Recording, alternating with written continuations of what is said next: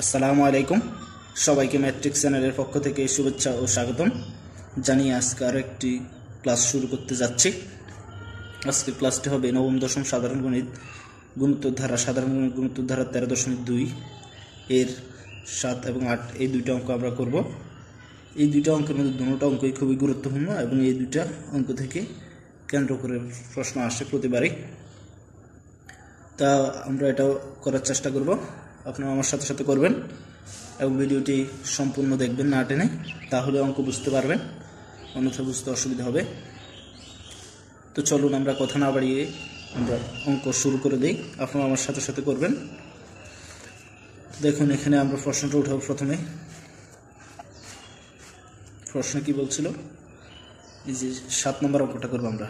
7, 8 এই দুটো অঙ্কের দৈর্ঘ্য একটু বড়, এই জন্য আমরা একটা একটা করে করব, দুইটা করে করব। তো যারা আমার চ্যানেলে এখনও নতুন, সাবস্ক্রাইব করেন নাই, তারা অবশ্যই চ্যানেলটি সাবস্ক্রাইব করে পাশে থাকবেন। আর ভিডিও ভালো লাগবে বন্ধুদের সাথে শেয়ার করুন, লাইক কমেন্ট করবেন। তো দেখুন এখানে আমরা ধারাটি কি পাই, 128। আমরা ধারাটা লিখে আগে প্রশ্নটা উঠাই। 64 + 32 প্লাস ধারাটির কোন পদ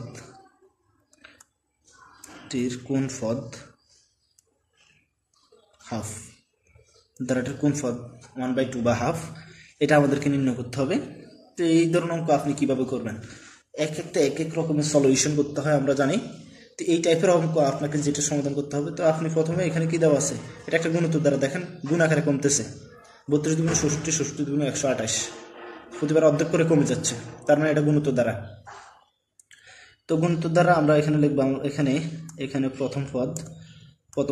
প্রথমে যে পদটা থাকবে, এই যে 128 হচ্ছে প্রথম পদকে এই দ্বারা প্রকাশ করা হয়। প্রথম পদ = 128। যেহেতু এটা গুণোত্তর দ্বারা, তাহলে এটা সাধারণ অনুপাত নির্ণয় করতে হবে। সাধারণ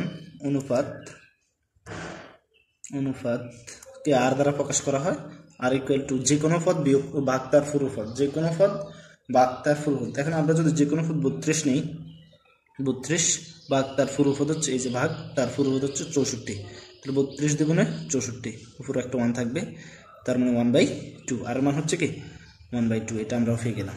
এখন আমাদের যে কাজটা করতে হবে, এই যে এখানে বলছে ধারাটির কোন পদ হাফ, ধারাটির কোন পদ হাফ, এটা যখন বলবে কোন পদের কথা, তখন এটাকে আমরা nতম পদ এটা ধরে নিব। তাহলে আমরা লিখব, মনে করি ধারাটির nতম পদ = হাফ।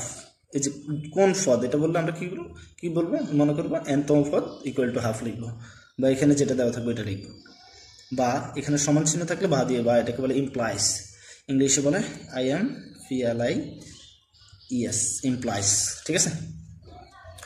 তো দেখেন আমরা জানি গুণোত্তর দ্বারা nতম পদের সূত্র কি, আমরা গত ক্লাসে শিখেছিলাম AR⁴ এটা হচ্ছে গুণোত্তর ধারা nতম পদ, = 1/2 এর 2। এখান থেকে জাস্ট n এর মান নির্ণয় করলে আমাদের অঙ্ক সমাধান শেষ। ঠিক আছে। তাহলে আমরা কি করব, এবার আমরা মানগুলো বসিয়ে দিব।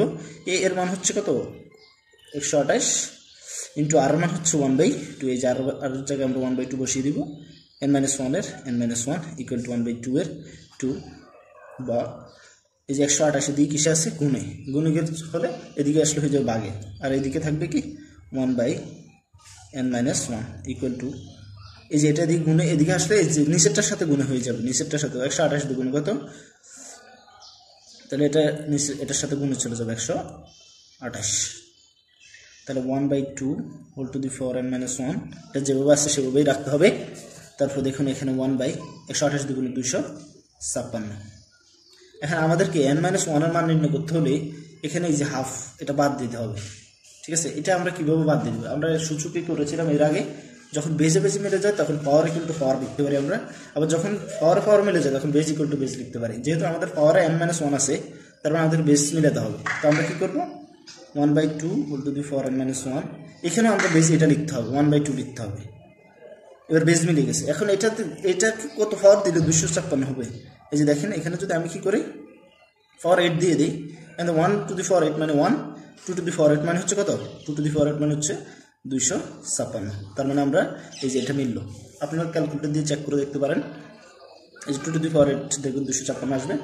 তো দেখেন এখানে বেজ হাফ, এখানে বেজ হাফ, অর্থাৎ বেজে বেজে কি হয়ে গেছে, মিলে গেছে। বেজে বেজে মিলে গেলে পাওয়ার ইকুয়াল টু পাওয়ার, তাহলে পাওয়ার হচ্ছে এদিকে হচ্ছে n-1, এদিকে হচ্ছে কি 8, অর্থাৎ পাওয়ার ইকুয়াল টু পাওয়ার বেজে। তো n এর n এটা হচ্ছে -1, এদিকে নিয়ে আসবে n এর মান নির্ণয় করার জন্য n+1। তাহলে সুতরাং n ইকুয়াল টু কি দাঁড়ালো 8 + 1 মানে হচ্ছে কত 9, অর্থাৎ এই যে দ্বারাটির কততম পদ হাফ হবে 9তম পদ। আপনি যদি এভাবে কমতে কমতে 9তম পদে যান আস্তে আস্তে দেখবেন যে হাফে চলে আসবে, অর্থাৎ অর্ধেক হয়ে যাবে তখন এটার মান। তাহলে আমরা লিখতে পারি কি, সুতরাং ধারাটির 9তম পদ, ধারাটির 9তম পদ হাফ, এটাই অ্যান্সার। তাহলে আমরা আশা করি অঙ্কটি বুঝতে পেরেছেন।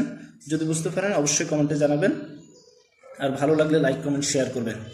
এবার আমরা যাব পরবর্তী মোস্ট ইম্পর্টেন্ট অঙ্কে, এই অধ্যায়ের সবচেয়ে গুরুত্বপূর্ণ অঙ্ক, এই 8 নম্বর অঙ্কটা। তো চলুন আমরা এটা করব এবার।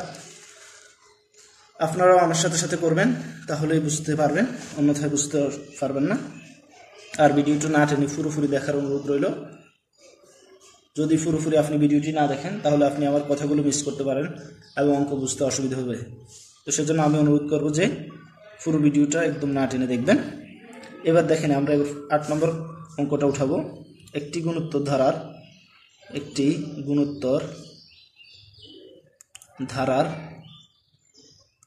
ধারার পঞ্চম পদ 2√3/9 এবং দশম পদ 8√2/81 হলে ধারাটির তৃতীয় পদ কত? ধারাটির তৃতীয় পদ কত?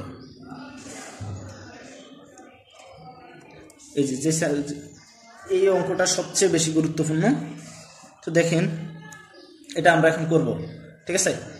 তো আপনারা আমার সাথে সাথে করবেন, আর যারা আমার চ্যানেলটি এখন সাবস্ক্রাইব করেন নাই চ্যানেলটি সাবস্ক্রাইব করে পাশে থাকা বেল আইকনটি বাজিয়ে দিবেন। এখানে আমি প্রতিদিন ধারাবাহিকভাবে ক্লাসগুলো আপলোড করব। তো দেখেন এখানে আমাদের প্রথম শর্তে কি বলছে, দেখেন এখানে দুইটা ভাগ আছে, একটা হচ্ছে গুণোত্তর ধারার পঞ্চম পদ, তিনটা ভাগ, আমি কি বলি তিনটা ভাগ আছে। এটা হচ্ছে গুণোত্তর ধারার পঞ্চম পদ, এটা একটা ভাগ, দশম পদ এটা আরেকটা ভাগ, ধারাটির তৃতীয় পদ এটা আরেকটা ভাগ। তাহলে আমাদের যে আমরা প্রথম এটা লিখবো, তাহলে সুতরাং আমরা এখানে লিখবো এই যে প্রথম পদ পঞ্চম পদ, তাহলে লিখবো প্রথম সপ্তমদের প্রথম। আমরা এটাকে ধরে নিব, মনে করি ধারাটির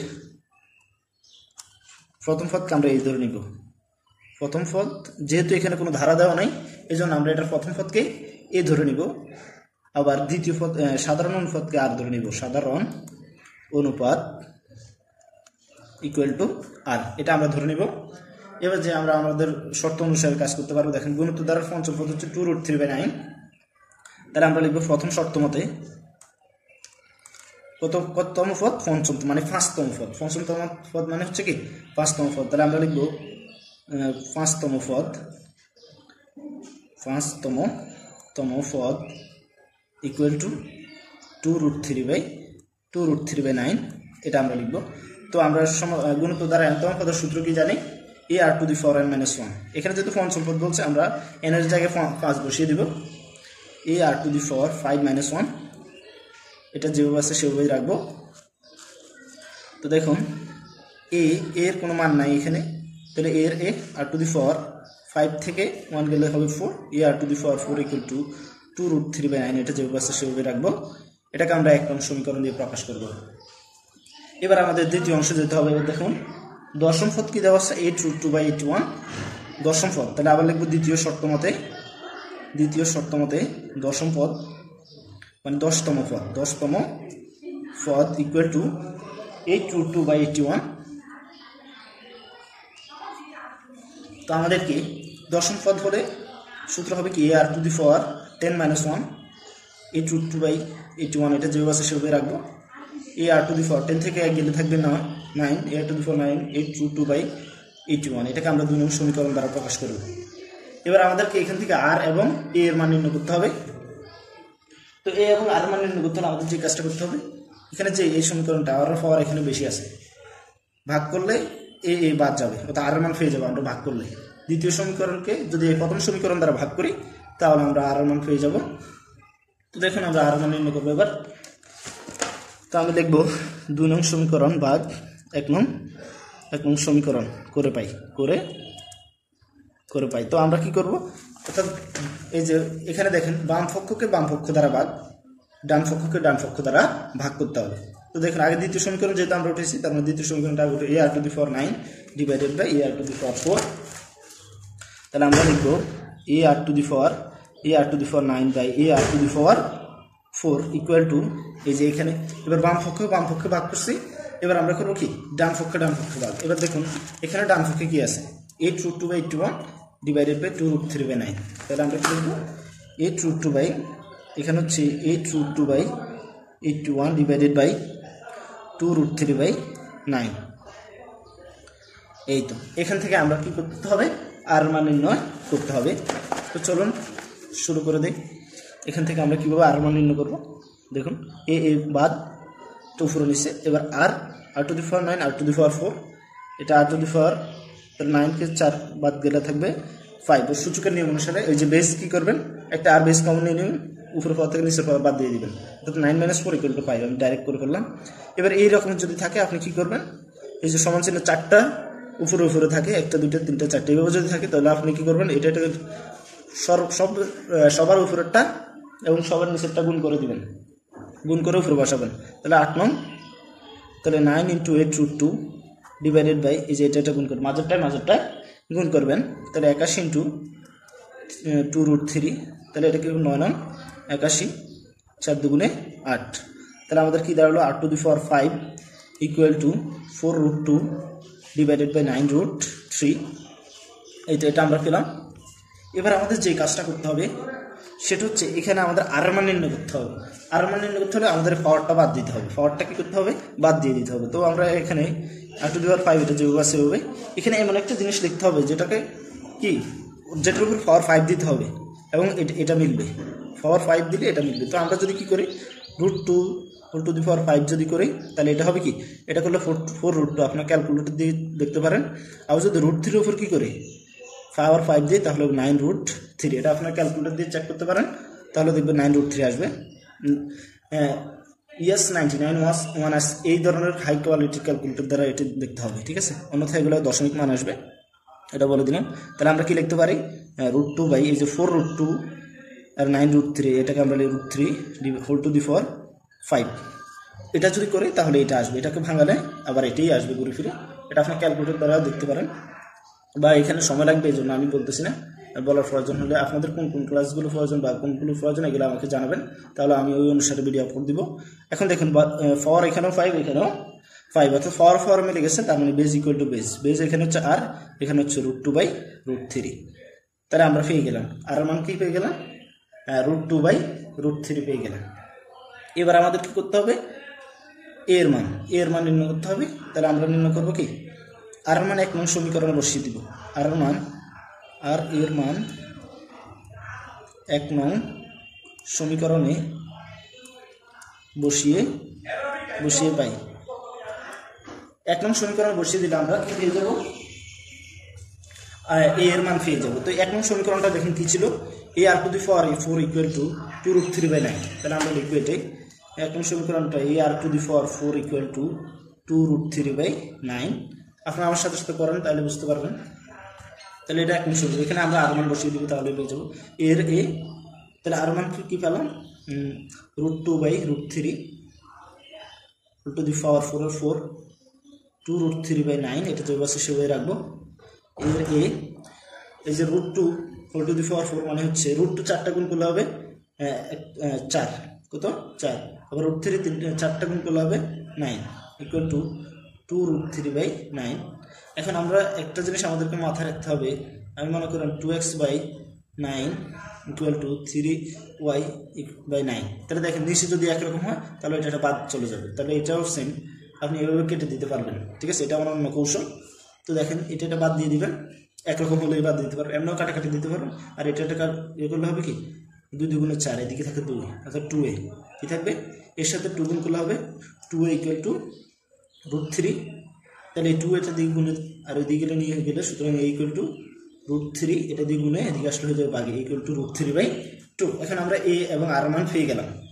এখন আমাদের কি তৃতীয় অংশ কি বলেছিল, এই যে তৃতীয় পদ কত, ধারাটির তৃতীয় পদ কত, বা এখানে দেখতে ধারাটির তৃতীয় পদ কত। তাহলে আমরা এই আর মান পেয়ে গেলাম এবং n এর মান তো আছে, n এর মান হবে কত 3, n এর মান এটা তুমি তৃতীয় পদ যেহেতু বলছি, তাহলে সুতরাং ধারাটির তৃতীয় পদ, ধারাটির তৃতীয় পদ e r to the power 3 - 1, ঠিক আছে। তৃতীয় পদ হলে 3 - 1, যদি বলো চতুর্থ পদ e r to the power 4 - 1, যদি বলো 7তম পদ বা 7তম পদ e r to the 7 - 1, এরকম হবে। ইকুয়াল টু a এর মান আমরা কি পেলাম, এই যে 2√3/2, এর মান পেলাম √3/2 ইন্টু আর মান পেলাম, এই যে আর মান কি পেলাম √2/√3, এই যে আর মান √2/√3 বসিয়ে দিব, √2/√3।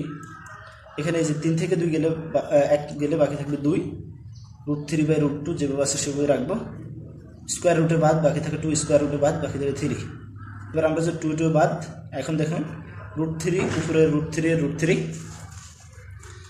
তো উপরেটা যে বসে, এবার দেখেন √3 আমরা এভাবে লিখতে পারি √3 ইন্টু √3, √3 গুণ করলে একটা 3 হবে। এবার দেখুন √3 বাদ দিলে বাকি থাকে কি, উপরে একটা 1 থাকবে 1/√3, ঠিক আছে। আমরা এইভাবে লিখতে পারি √2 কে এভাবে লিখতে পারি √2 ইন্টু √2, এভাবে আপনি 5 কেও লিখতে পারেন √5 ইন্টু √5, এভাবে আপনি যে কোনো ইয়েকে বানাতে পারেন। তো আমরা তৃতীয় পদ কত পেলাম 1/√3, তাহলে এটাই আমাদের অ্যান্সার, কাঙ্ক্ষিত অ্যান্সার। এবং এই ধরনের অঙ্ক একদম সহজে আপনি করতে পারবেন এই সিস্টেমে। তো অঙ্কটি বুঝতে পারলেন কিনা সেটা কমেন্টে জানাবেন, এবং ভিডিওটি ভালো লাগলে লাইক কমেন্ট শেয়ার করবেন। ভবিষ্যতে ধারাবাহিক ক্লাসগুলো পেতে চ্যানেলটি সাবস্ক্রাইব করে পাশে থাকবেন। ধন্যবাদ ভিডিওটি দেখার জন্য। আসসালামু আলাইকুম।